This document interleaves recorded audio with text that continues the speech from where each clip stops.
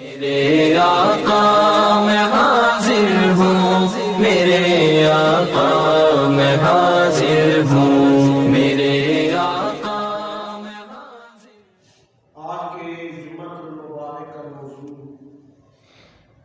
علم الفرائض، وراثت کے حصوں کے متعلق ہے، اور یہ جمعہ بھی پچھلے جمعہ المبارک کا تسلسل ہے۔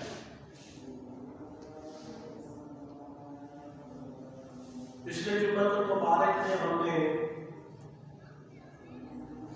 سورۃ النساء کے دوسرے رکوع کی پہلی آیت نمبر 11 کا ذکر کیا، اور اس دفعہ ہم آیت نمبر 12 اور سورۃ النساء کی آخری آیت کا ذکر کریں گے۔ اللہ رب العزت نے قرآن کریم میں یہ ارشاد فرمایا، للرجال نصیب مما ترک الوالدان والأقربون وللنساء نصیب مما ترک الوالدان والأقربون مما قل منه أو كثر نصیبا مفروضا۔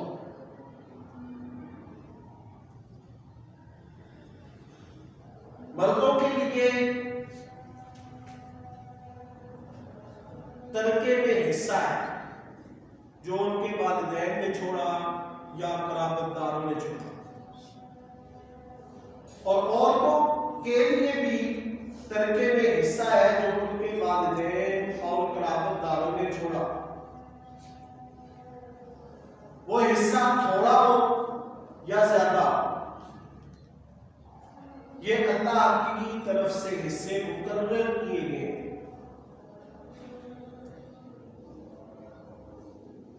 یہاں پہ اللہ رب العزت نے ظالمانہ تقسیم جو اسلام سے پہلے تھی اس کا رد کیا۔ ظالمانہ تقسیم یہ تھی کہ جب کوئی شخص مرتا اس کی جائیداد حکومت لے لیتی، اس کے وارثوں میں تقسیم نہیں ہوتی تھی، یا پھر مرنے والے کے سب سے بڑے بیٹے کو اس کی وراثت کا حقدار قرار دیا جاتا، اس کے چھوٹے بیٹے یا بیٹیاں بالکل معلوم کر دی جاتی، یا یہ تھا کہ صرف بچوں میں وراثت تقسیم ہوتی، بچیوں کو بیٹیوں کو بالکل وراثت میں کوئی حصہ نہیں دیا جاتا۔ اللہ رب العزت نے ان تینوں تقسیمات کا رد کیا۔ مرنے والے کی وراثت میں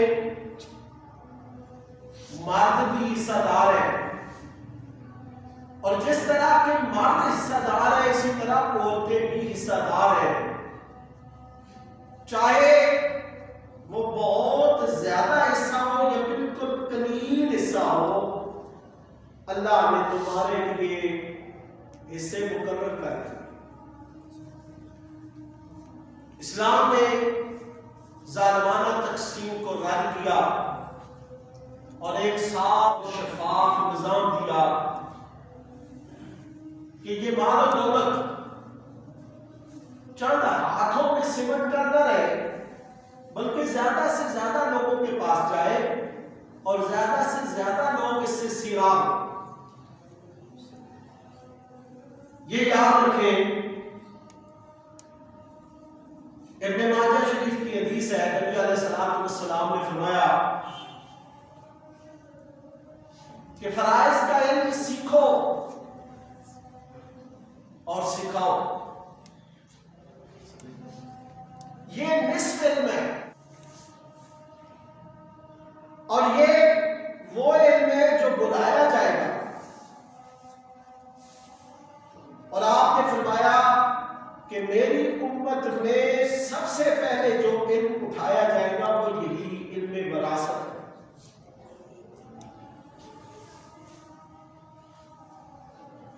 اب کیسے اٹھایا جائے گا؟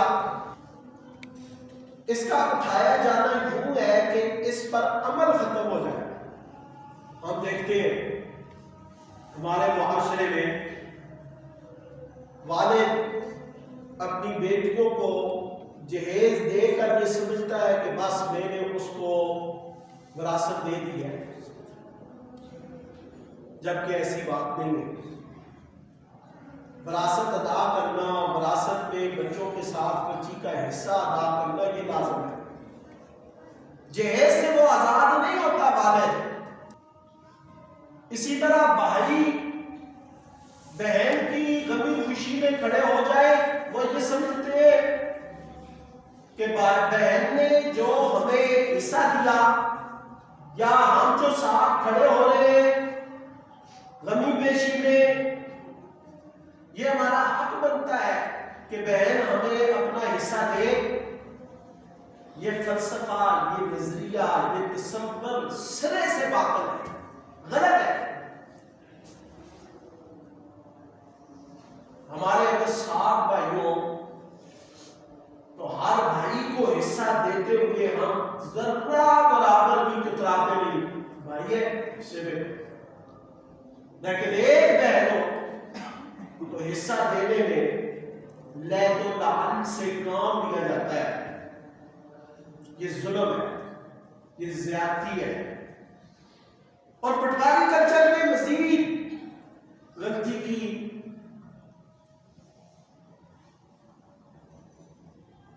پٹواری کے پاس، تحصیلدار کے پاس جا کر انگوٹھا یا سین کر کے وہ یہ تاثر دیتے ہیں کہ بہن نے اپنا حصہ بھائیوں کو دے دیا ہے. یہ طریقہ درست نہیں ہے.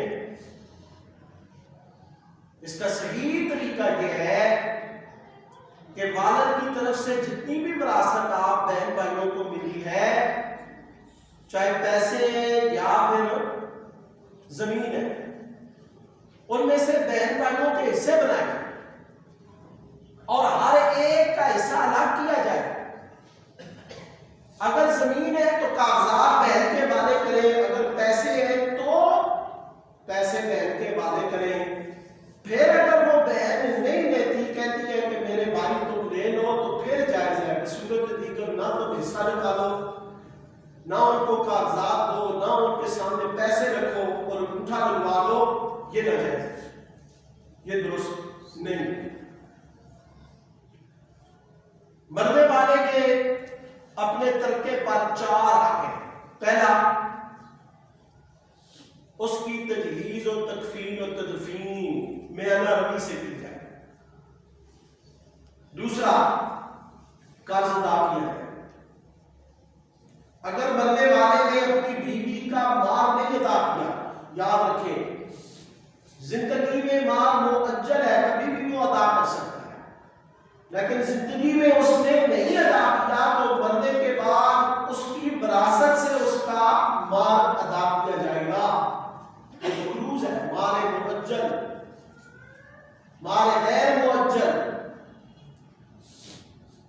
نہیں تو وہ مقروض ہے. اور تیسری ہے وصیت.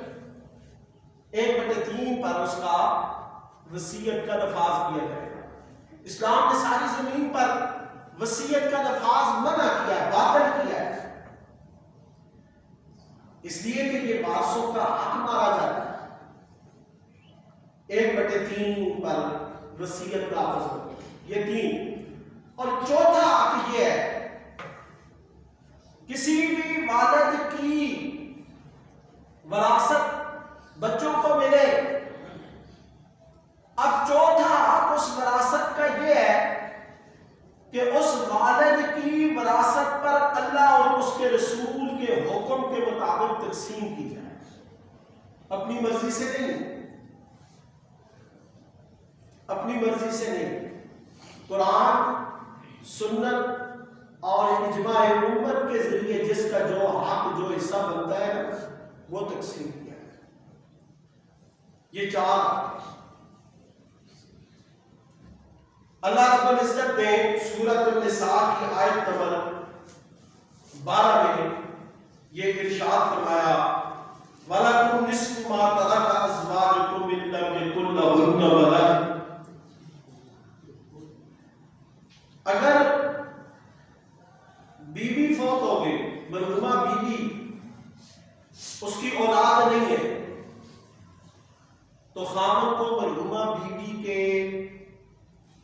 جو حصہ ہے اس میں نصف ملے گا.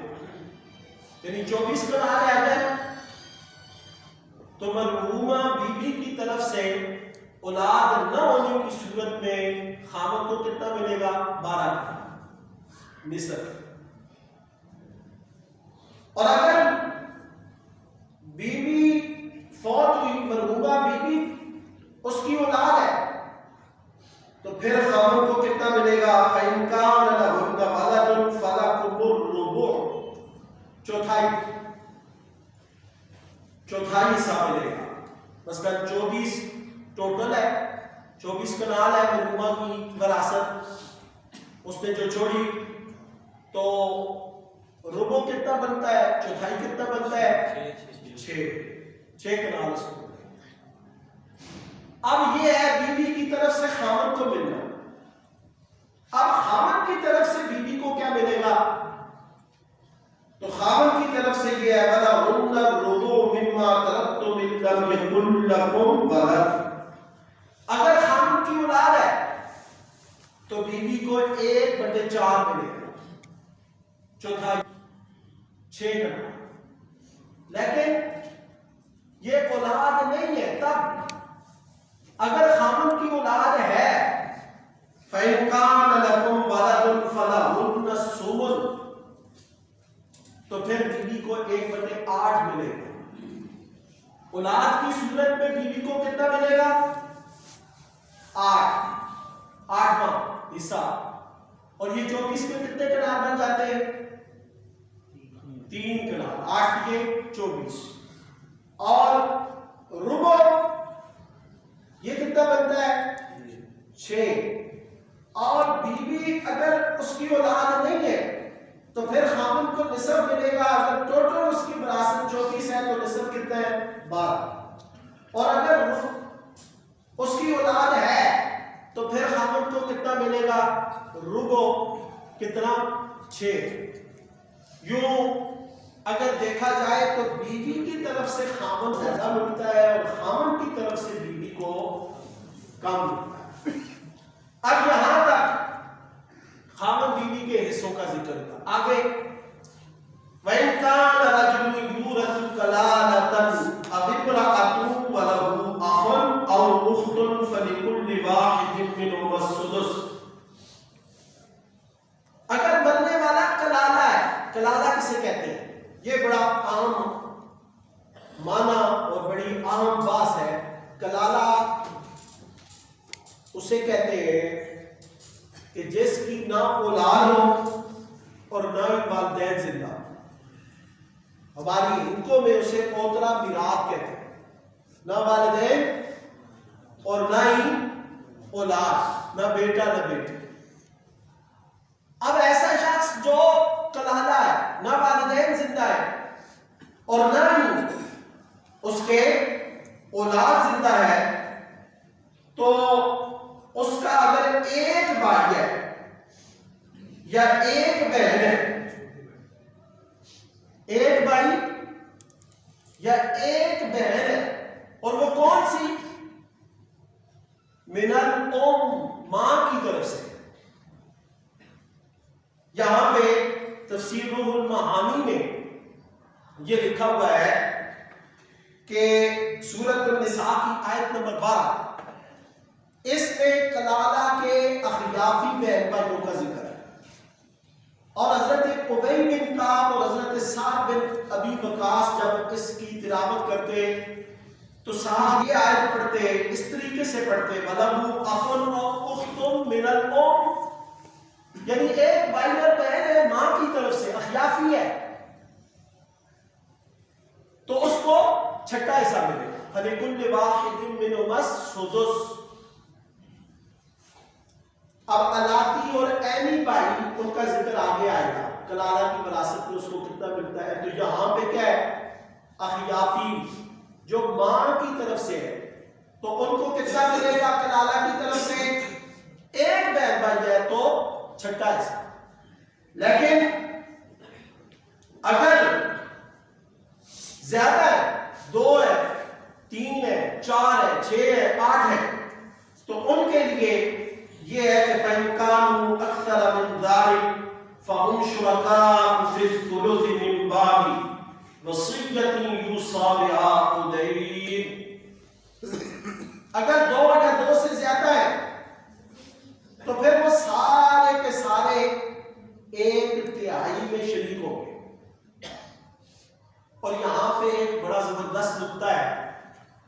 عام حالت میں آپ دیکھیں گے کہ بھائی کو بہن سے ڈبل ملتا ہے،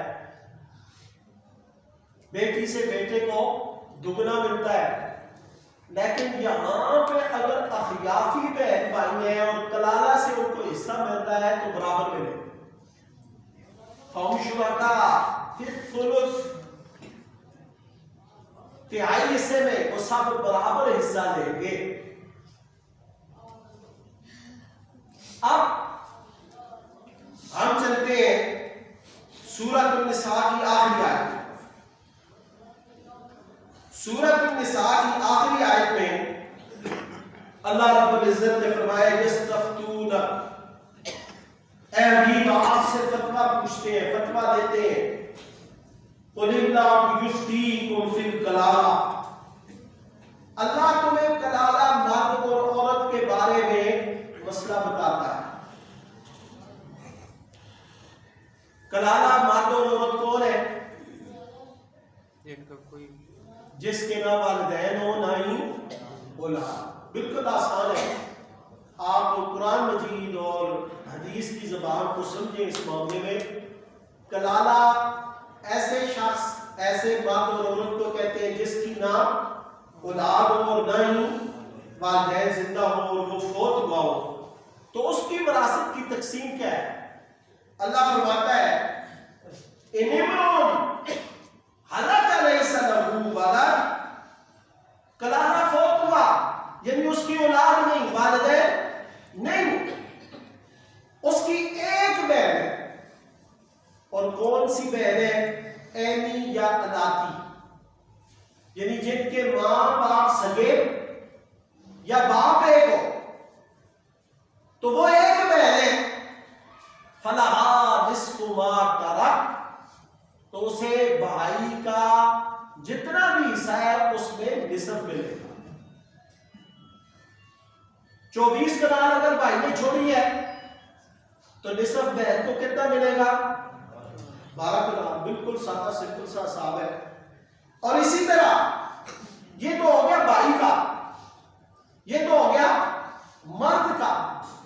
لیکن اگر بہن کلالہ ہے، بہن کی کوئی اولاد نہیں ہے، والدین بھی نہیں زندہ، تو پھر اللہ نے فرمایا وَهُوَ يَرِثُهَا إِن لَّمْ يَكُن لَّهَا وَلَدٌ، اور ایسی کلالہ عورت جس کے نہ والدین زندہ ہے نہ ہی اس کی اولاد ہے تو اس کا ایک بھائی. کون سا بھائی؟ اینی یعنی ماں باپ ایک، حقیقی بھائی جس کو کہتے ہیں. اور الاتی باپ ایک ہے، مائیں گرچہ الگ ہو لیکن باپ ایک ہے. تو وہ بھائی اپنی بہن کی ساری وراثت کا حقدار. بات سمجھ آ گئی؟ اگر بھائی کلالہ ہے تو ایک بہن ہے تو نصف حصہ ملے گا. اگر بہن کلالہ ہے، ایک بھائی ہے اینی یا لاتی، تو بھائی سارے کا سارا حصہ لے گا اور کسی کو نہیں جائے گا. لیکن یہ یاد رکھنا کہ صرف ایک بہن ہو یا صرف ایک بھائی ہو، ایک بھائی ہو یا پھر ایک بہن ہو. لیکن اگر فَإِنْ كَانَتِ اثْنَتَيْنِ فَلَهُمَا الثُّلُثَانِ مِمَّا تَرَكَ، اگر 2 بہنیں تو ان کو بھائی کے حصے میں سے 2/3 ملے گا. بھائی کی اگر 24 کنال زمین ہے تو 2/3 کتنی بنتی ہے؟ 16. 2/3 کتنی ہے؟ 16. تو یہ 16 کنال ان 2 بہنوں میں جو اینی اور علاقی میں ان میں تقسیم ہو گئے. اور اگر 2 سے زیادہ ہے وَإِنْ كَانُوا إِخْوَةً رِجَالًا وَنِسَاءً فَلِلذَّكَرِ مِثْلُ حَظِّ الْأُنْثَيَيْنِ. اگر اس کے بہن بھائی ہیں مرد عورتیں تو پھر اس کا جتنا بھی حصہ ہے ان میں تقسیم کیا جائے گا اور بھائی کو بہن سے دگنا ملے گا. بھائی کو بہن سے دگنا ملے گا. یبین اللہ لکم ان تضلوا. اللہ بیان کرتا ہے یہ سارے حصے اس لیے کہ تم مرنے والے کی وراثت میں غلطی نہ کرو، کوتاہی نہ کرو. صرف بڑا بھائی ہی اپنے والد کی وراثت کا حقدار نہ بنے. صرف بھائی آپس میں ناک بن کر اپنی بہنوں کے حصوں کو ہڑپ نہ کر لے، بلکہ اللہ نے تمہارے لیے یہ حکم واضح کر دیا ہے کہ بھائیوں کے ساتھ بہنوں کا بھی حصہ ہے. یبین اللہ لکم ان تضلوا. اللہ بیان کرتا ہے یہ حصے یہ کہ تم گمراہ نہ ہو، کسی کا حق مار کر تم گمراہ نہ ہو جاؤ، ظالم نہ ہو جاؤ. اس لیے کہ میرے رب کا قانون ہے لا تظلمون ولا تظلمون. تم کسی پر ظلم نہ کرو، تم پر بھی کوئی ظلم نہیں کر سکتا. یہ یاد رکھیں. والدین کے مرنے کے بعد اولاد کا سب سے بڑی آزمائش جو ہوتی ہے نا وہ وراثت کی تقسیم ہوتی ہے. یہ میرا زندگی کا تجربہ ہے. ہمارے پاس مسائل آتے ہیں، ہم خود آپ کی طرح زندگی گزار رہے ہیں، ہمارے بھی بھائی بہنیں خاندان ہیں. کسی بھی شخص پر والدین کے مرنے کے بعد سب سے بڑی آزمائش وہ وراثت کی تقسیم ہوتی ہے. اور وراثت کی تقسیم کا میں کلیہ آپ کو بتا رہا ہوں. والدین فوت ہو جائیں، جتنا جلدی ہو اس وراثت کو تقسیم کر، دیر نہ کر. جوں جوں وقت گزرتا ہے بھائیوں کے درمیان نفرتیں بڑھتی ہیں، قدورتیں بڑھتی ہیں، کیونکہ ہر ایک کا ذہن اپنا ہے، اس کی سوچ اپنی ہے، اس کی ترجیحات الگ ہے. وہ یہ چاہتا ہے کہ مجھے جلد از جلد میرا حصہ ملے، چاہے وہ کچھ نہ کر سکتا ہو تب بھی وہ اختلاف کرنا شروع کر دے. تو اس میں میرا مشورہ آپ کو یہی ہے کہ جتنا ممکن ہو زمین کا تقسیم کر دیں. اور دوسری جو چیز ہے وہ یہ کہ اس تقسیم میں ہر شخص اس جذبے کے ساتھ شامل ہو کہ میں نے قربانی دے دی، میں نے اپنی ڈیمانڈ نہیں کرنی، اپنی ترجیحات میں کوئی چیز شامل نہ کرے کہ فلاں حصہ پڑا وہ روڈ کے کنارے پر ہے، وہ دکانیں میں بناؤں گا، مکان بناؤں گا، کرائے پہ دوں گا، ایسے ہوگا ویسے ہوگا، وہ کمائی کا ذریعہ ہے، اچھی فصل ملتی ہے، اچھے باغ لگ سکتے ہیں. جب یہ ترجیحات آئیں گی تو پھر کھینچا تانی شروع ہو جائے گی. اور والدین کی وراثت پر تم اللہ اور اس کے رسول کے حکم کو نافذ نہیں کر سکو گے. ہر بھائی ایک تعاون احسان جذبے کے ساتھ اس حصے کو تقسیم کرے تو آپ دیکھیں بھائیوں کا حصہ بھی نکالے، بہنوں کا بھی حصہ نکالے. کیا اللہ ظالم ہے؟ کوئی کہہ سکتا ہے اللہ ظالم ہے؟ وہ سب سے زیادہ انصاف کرنے والا ہے. اگر میرے ساتھ میری بہن کا حصہ اس نے رکھا ہے، آپ کے ساتھ آپ کی بہن کا حصہ رکھا ہے، تو وہ کس نے رکھا ہے؟ اللہ نے رکھا. اور جو تمہارے پاس زمین ہے وہ تمہیں کس نے دی ہے؟ اللہ نے دی ہے. اس لیے تم لینے پہ آؤ تو سارا حصہ، اور دینے پہ آؤ تو اپنی سگی بہن کو نہ دو. اللہ یہ تقسیم برداشت نہیں کرتا. بہن نہ بولے، دنیاوی معاملات میں بیٹی نہ بولے، اللہ تو دیکھ رہا ہے. جب ہم اس دنیاوی حسار سے باہر نکلیں گے، ان چیزوں سے باہر نکل کر اپنے والدین، اپنے بزرگوں کی وراثت پر اللہ اور اس کے رسول کے احکام کو نافذ کریں گے تو اللہ بھی خوش ہوگا، اس کا رسول بھی خوش ہوگا، اور والدین کی روحیں بھی خوش ہوگی کہ ہماری اولاد ہمارے جانے کے بعد نہ خلف نہ ہوئی، بلکہ ہمارے لیے انہوں نے بڑا اچھا توشہ اکٹھا کیا. قبر میں ہماری روحیں خوش ہے. اور پھر جب تم بہنوں پہ ظلم نہیں کرو گے تو اللہ تعالیٰ بھی تمہارے اوپر کسی ظالم کو مسلط نہیں کرے. تو آج کے اس جمعۃ المبارک کا یہی میسج ہے کہ آپ نے، ہم نے، سب نے اسلامی طریقہ کار کے مطابق اپنی بزرگوں کی وراثت کو تقسیم کرنے میں اپنا کردار ادا کرنا ہے، اور اس ملک میں خوشحالی آئے گی، ہمارے خاندانوں میں سکون آئے گا، عزتیں بڑھیں گی، اور اللہ کے دین پر عمل کرنے کے ثمرات اور برکات نصیب ہوں گے. اللہ تعالیٰ ہمیں اپنے دین کی سمجھ عطا فرمائے اور اس کو اپنی زندگی پر نافذ کرنے کی توفیق عطا فرمائے. میرے آقا